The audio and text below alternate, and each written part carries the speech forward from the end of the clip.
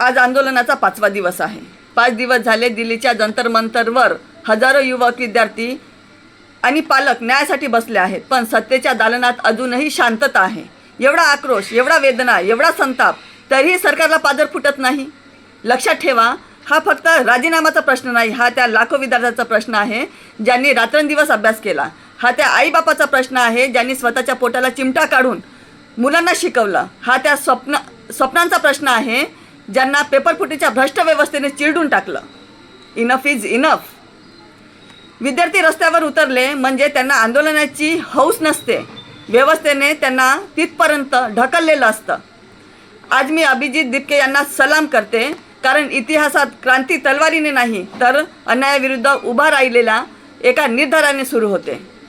A revolution begin when people refuse to stay silent. आज अभिजित दिपके एकटे लढत नाहीत, त्यांच्या मागे लाखो विद्यार्थ्यांचा हुंकार उभा आहे. आणि हो, इतका मोठा संघर्ष सुरू आहे. हजारो युवक 5 दिवसापासून रस्त्यावर आहेत, पण अनेक न्यूज चॅनल्सवर अजूनही शांतता आहे. वारे मीडिया. स्टुडिओत बसून देशभक्तीच्या चर्चा करणाऱ्यांनो, एकदा जंतर मंतरवर या. तिथे तुम्हाला देशाचं खरं भविष्य न्यायासाठी झगडताना दिसेल. रक्त आमचंही लालच आहे, छातीत आमच्याही ज्वाला आहे. गप्पा आहोत याचा अर्थ भित्रे नाही. क्रांतीच्या आधीच्या या शांत लाटा आहेत. आमचा युवक विचारतो आहे, किती पेपर फुटतील, किती स्वप्न तुटतील, किती भविष्य उद्ध्वस्त होतील आणि अजून किती दिवस जबाबदारीपासून पळ काढला जाईल. You can daily justice but you can not stop the truth. आज जंतर मंतरवर पेटलेली मशाल उद्या देशाच्या कानाकोपऱ्यात पोहोचेल. कारण जेव्हा विद्यार्थ्यांच्या हातातून पुस्तकं हिसकावली जातात तेव्हा तिथं हात इतिहास लिहायला उठतात.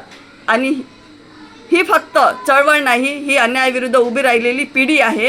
ही फक्त मागणी नाही, हा विद्यार्थ्यांचा स्वाभिमानाचा हुंकार आहे. आणि ही फक्त सुरुवात आहे. मी कर्मा तेलंग सक्षम बौद्धिशीय संस्था वनीतर्फे CJPच्या न्यायाच्या लढ्याला जाहीर व संपूर्ण पाठिंबा देते. इन्कलाब जिंदाबाद. जय भीम, जय क्रांती. धन्यवाद.